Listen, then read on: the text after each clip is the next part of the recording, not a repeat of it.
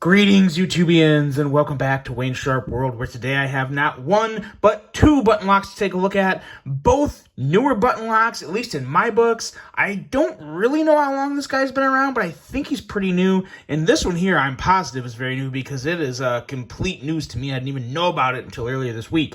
So was really excited to take a look at both of these. And, every time I have knives come into me, I kind of have,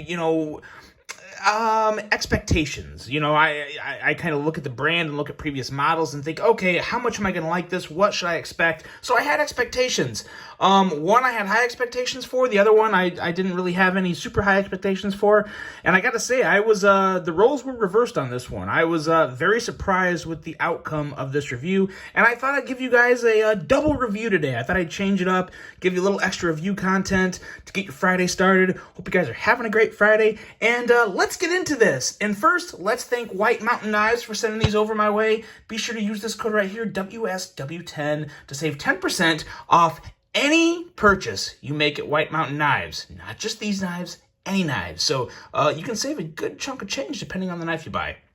Now let's get into it and take a look at them. First up here is the Sencut Wataga, I believe is how that's pronounced. And then right here we have the QSP Osprey XL button lock.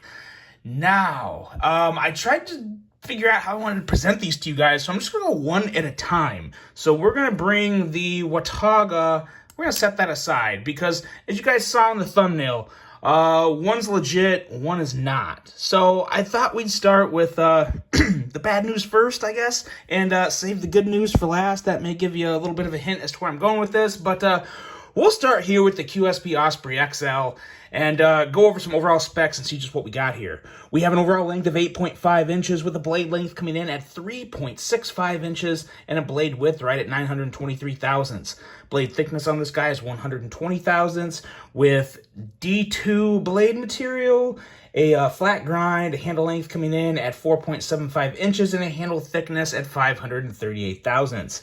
Handle width on this guy is right around 874 thousandths, and we have a handle material of green micarta, and I believe there's a black micarta option as well.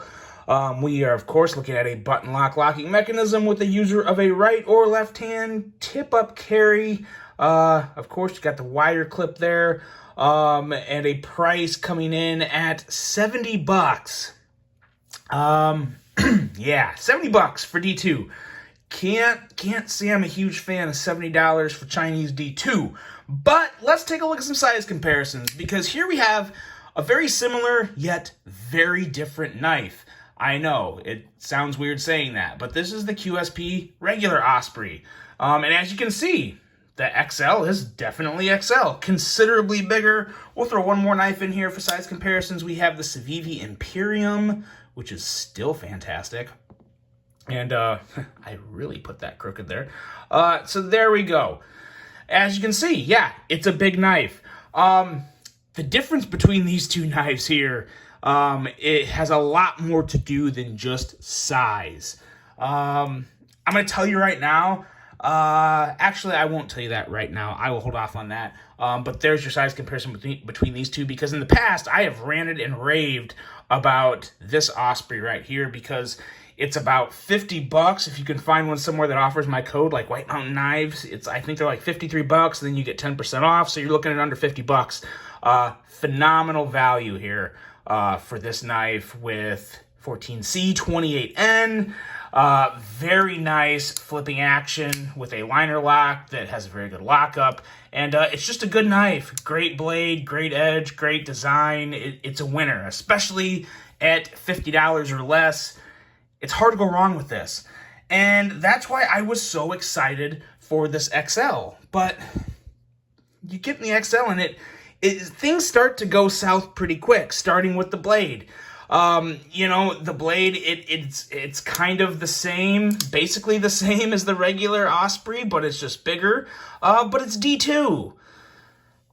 I have not figured out, and I'm not going to be able to figure it out, why QSP had such a good thing going, and they knocked it down to D2 and upped the price to 20 bucks. It just doesn't make sense to me. I can't figure it out. I understand this is a slightly bigger knife, but we got to get into the conversation of, I hear this a lot, people say, oh, smaller knives and bigger knives, they shouldn't necessarily cost that big of a difference to make. It's still expensive to make small knives, yada, yada. You come from both sides of the fence. What I don't get is why? How did we get to $70 with this knife with D2 and micarta, which is really, while it is bigger, not that much bigger, and you're using what is seems to be a cheaper steel in D2. I just don't get it. So it was kind of a real big pump the brakes right there. The edge is decent at 22 thousandths. That's going to work fine. No big issue there. But yeah, it's just D2 at $70 doesn't make sense for me. Going into the handle feels pretty good. No real issue in terms of ergos. The problem here is this button, because it sticks up so stinking high. Let's bring the Wataga back here real quick and just compare apples to apples with, well, not necessarily apples to apples, but button lock to button lock, and see with the blades out, look at the difference of just how far the button sticks out on this Osprey XL compared to the Wataga. A huge difference. And even more so when the knives are closed. Yeah, it's still a massive difference. The button actually sits a lot lower on the Wataga when it's closed, which is what you want, so you don't have to worry about the knife opening in your pocket, and you still have this massive just thing sticking out from the handle, which is obviously the button's on the thing, but I'm not a fan of this button design. Now, I will also say this, you gotta push relatively hard. I wouldn't be super worried about the knife opening in my pocket. But again, if you wear baggier pants and there's more room in your pockets, you have more room for concern. I don't necessarily wear the baggiest pants in the world, so, they're not skinny jeans by any means, but nonetheless, I just wouldn't worry about it too much. But I still don't like it. I don't like how it sticks out that much. When I push down on the button, it feels a little rattly and loose, and it's not loose. It was really weird. So when I would press down on this button, I thought it was rotating. I thought I could spin this around, but it's not. But it gives the feel I feel like the button is moving when I'm using it, when I'm pushing it down and either closing the blade. It just feels a little loose and rattly to me. It doesn't feel like the superior quality or the very high-end quality that you expect from even a budget knife from QSP, because I think they have a really good history of manufacturing great knives. This one just doesn't quite check the boxes for me. In terms of action, it's not bad. Not the best, but, the blade comes out. It's rattly, though. It's kind of rattly and washy if you just listen.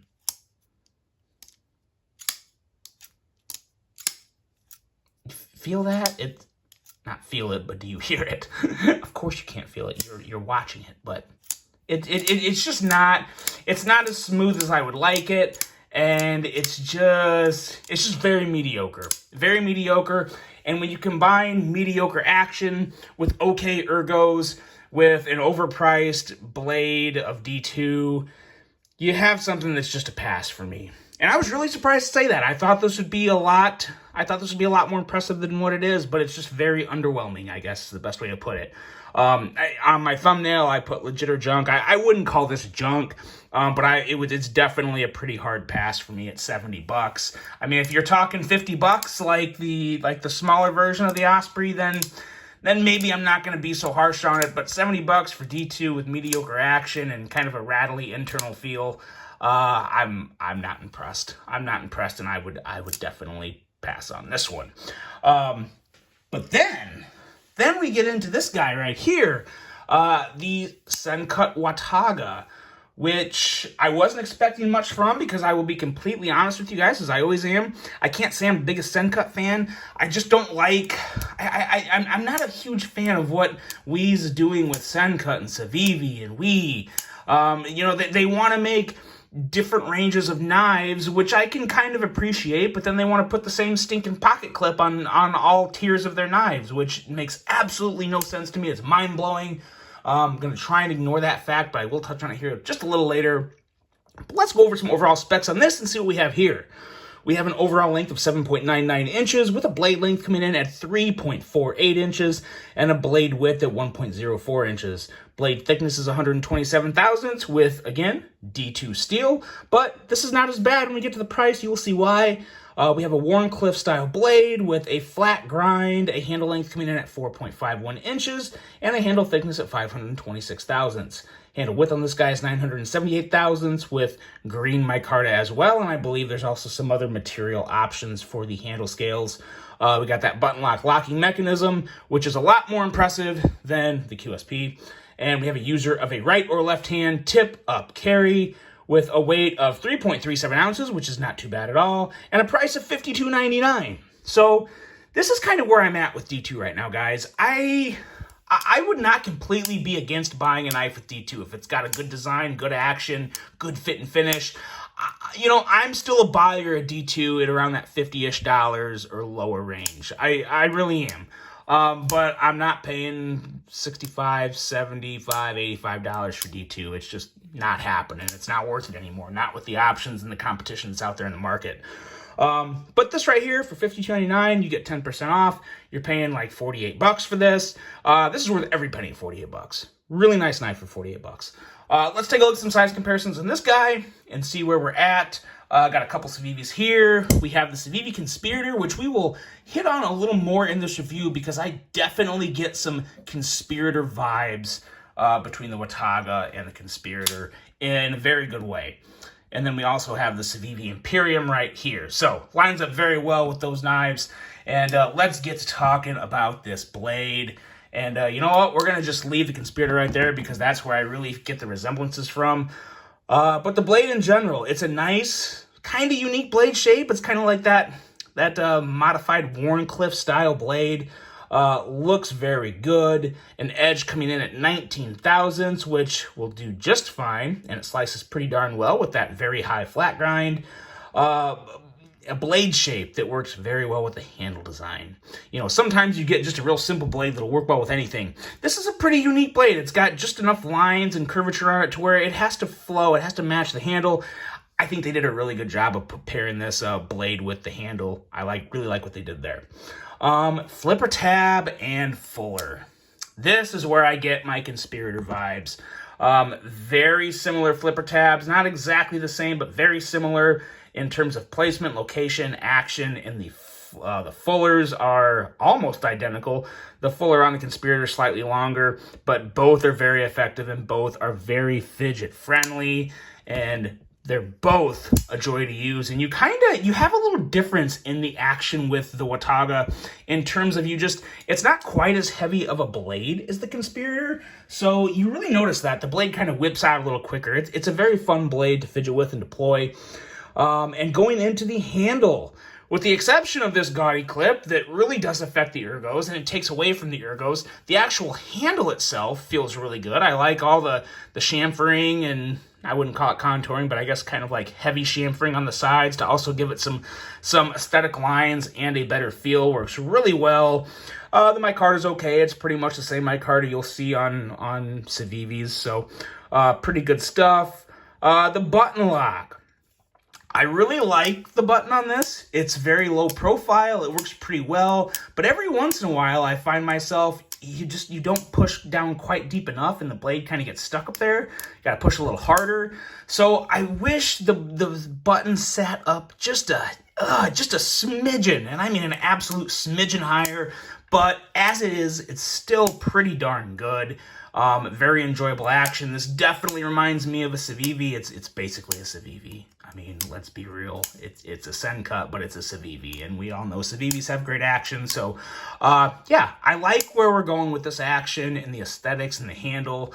Action's very smooth, very fidgety with that fuller. I love middle finger flicking this fuller. I like how it bites my fingernail, and whether I'm using just like kind of the fat part of my middle finger, or if I'm up there using my my stubby nail, either way, it flips out just fine, and very easy, fun blade to deploy, as well as flip or middle finger flick. It works really well. So a very stark difference between the Osprey XL and the Wataga. And like I said before, I was really expecting it the other way around. I was expecting to really love the Osprey XL and just kind of say, the Wataga's okay, but it's nothing too special. I still wouldn't necessarily call this special, but it's a very nice knife. I would 100% recommend this, especially at that high 40s, mid $50-ish range. Really good knife for the price. Somewhat unique aesthetics, and just a really solid offering from Sencut. One of the better Sencuts I've handled. As a matter of fact, when it comes to just Sencut, I haven't handled a lot. I would have to say this is clearly the best Sencut I've handled. Really do enjoy this one. That's that, guys. That is the Sencut Wataga, and this is unfortunately the Osprey XL button lock. I'd pass on this one, but I'd pull the trigger on this one. Let me know what you guys think. Really hope you enjoyed this one. Hope you have a great rest of your day. And until the next one, I'm out.